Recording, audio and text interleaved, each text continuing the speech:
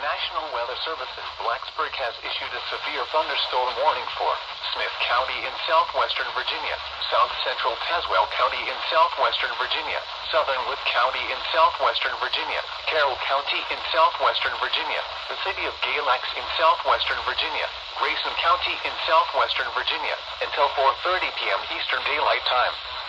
At 3:36 p.m. Eastern Daylight Time, a severe thunderstorm was located over Corey or over Saltville, moving east at 60 miles per hour.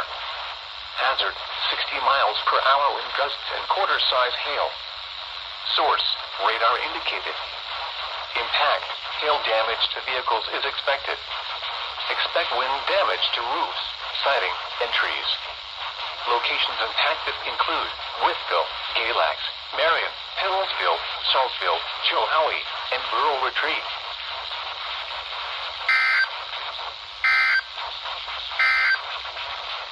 The National Weather Service in Blacksburg has issued a severe